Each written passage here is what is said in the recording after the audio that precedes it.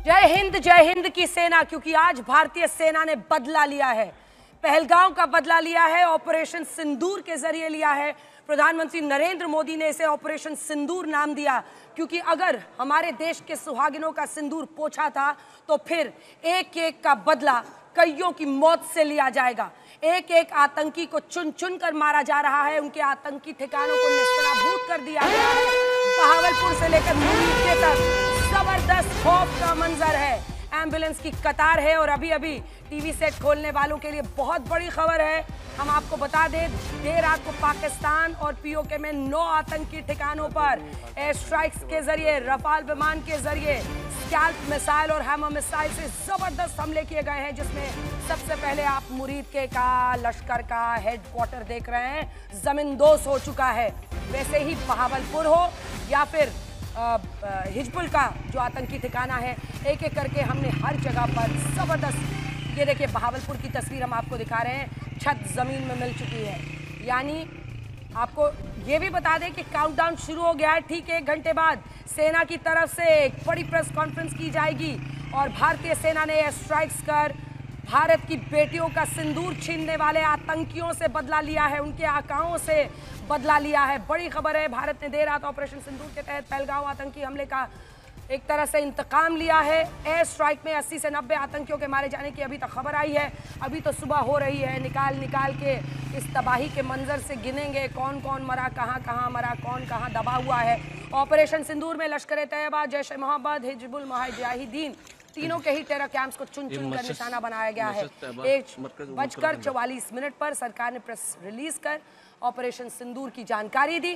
3 तस्वीरें आपके सामने हैं, चाहे लश्कर का अड्डा हो, जैश का, या फिर जो आतंक का मुजफ्फराबाद का अड्डा हो। आतंक के सभी अड्डों पर जबरदस्त राफेल से, स्कैल्प और हैमर मिसाइल से भीषण हमला बोला गया है। और बहावलपुर में जो प्रतिबंधित आतंकी संगठन है जैश, उसके हेडक्वार्टर्स, मुरीद के में लश्कर, इन सब को निशाना बनाया गया है। और सटीक जगह, प्रिसिशन अटैक, सिर्फ आतंकी ठिकाना। आइए सबसे पहले आपको लिए चलते हैं अरविंद ओझा, हमारे सहयोगी इस वक्त हमारे साथ लगातार जुड़े हुए हैं। अरविंद, ये प्रिसिशन अटैक बताता है, हमारे साथ शरद हमारे सहयोगी भी जुड़ गए इस वक्त सीमा से, इसी के साथ सुनील जी भट्ट भी हमारे साथ जुड़ गए हैं, अशोक सिंगल भी हमारे साथ जुड़ गए हैं, इन सब के पास चलेंगे। अरविंद जल्दी से बताइए, जबरदस्त हड़कंप है, एम्बुलेंस की कतार दिख रही है, अभी तो सुबह उठ के गिनेंगे, देखेंगे कहां कहां कौन दबा हुआ है।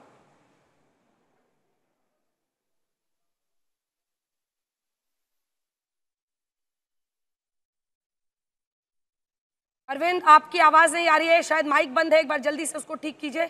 और वहां पर वो दिखा रहे हैं आपको किस तरह से बैरिकेडिंग करके चेकिंग की जा रही है तमाम गाड़ियों की। अरविंद,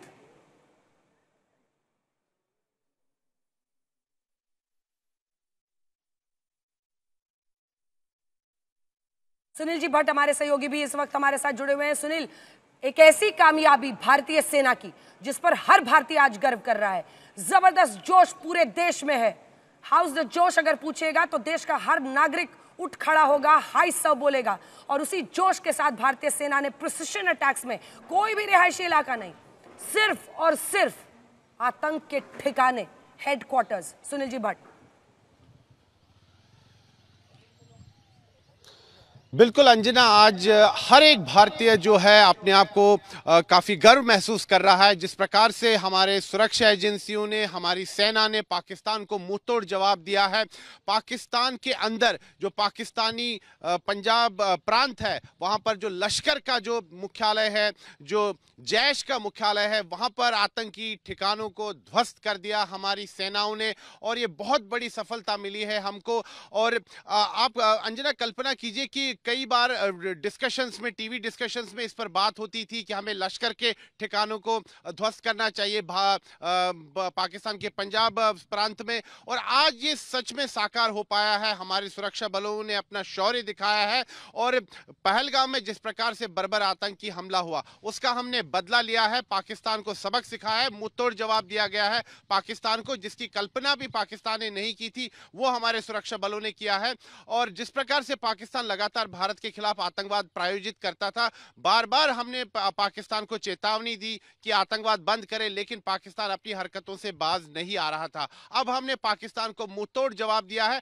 अनप्रेसिडेंटेड स्ट्राइक्स हैं ये अंजना। उड़ी आतंकी हमले के बाद भी जो हमने सर्जिकल स्ट्राइक्स की थी, पहलगाम जो पुलवामा में जो आतंकी हमला हुआ था, उसके बाद हमने बालाकोट में एयर स्ट्राइक की थी, लेकिन ये उससे भी बड़ी कार्रवाई है, क्योंकि इस बार अगर हम देखें तो जहां लश्कर और जैश-ए मोहम्मद आतंकी संगठनों के मुख्यालय है, वहां पर आतंकी ठिकानों को ध्वस्त किया गया है और पाकिस्तान इस समय रो रहा है और पाकिस्तान को सबक सिखाया गया है कि अगर भारत की तरफ वो बुरी नजर उठाएगा तो उसकी आंख फोड़ दी जाएगी, पाकिस्तान को ध्वस्त किया जाएगा। और आज इसका प्रमाण हमारे सुरक्षा बलों ने दे दिया कि आप अखनूर में इस वक्त मौजूद है सुनील जी भट्ट, हमारे तमाम जो सहयोगी उनसे कहेंगे जल्दी जल्दी, क्योंकि सरहदी इलाके में अब हमारे सहयोगी शरद हमारे साथ जुड़ रहे हैं। सर शरद, मतलब अगर आप हिंदुस्तान के नजरिए से देखिए तो बहुत बड़ी कामयाबी है पाकिस्तान के लिए, लेकिन उतना ही बड़ा सेटबैक है और कोई रिहायशी इलाका नहीं, प्रिसिशन अटैक्स, और वो भी ऐसी जगहों पर जहां पर आतंक का हेडक्वार्टर चलता था।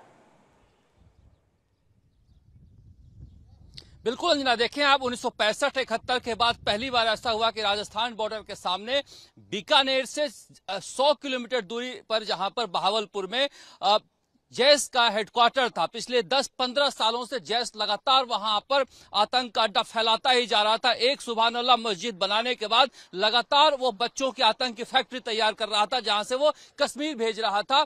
वहां पर जाके राजस्थान सीमा में पहली बार 71 के बाद इस तरह से स्ट्राइक हुआ है, जहां पर उसके आतंक की फैक्ट्री को ध्वस्त किया गया है। भागती हुई तस्वीरें वहां से नजर आई बच्चों की। एक तरह से कहा जा सकता है कि राजस्थान सीमा पर हमने देखा रात भर जिससे तैयारी रही, 4:30 बजे कॉम्बैट जो फ्लाइटें थी जो सॉर्टी कर रही थी कि अगर पाकिस्तान हिमाकत करता है तो वहीं पर मुंहतोड़ जवाब दिया जाए।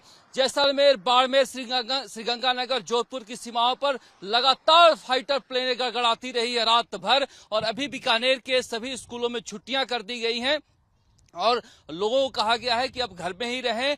जोधपुर एयरपोर्ट को 12 बजे तक बंद कर दिया गया है। जो सीमा के आसपास के इलाके हैं वो सारे सील कर दिए गए हैं।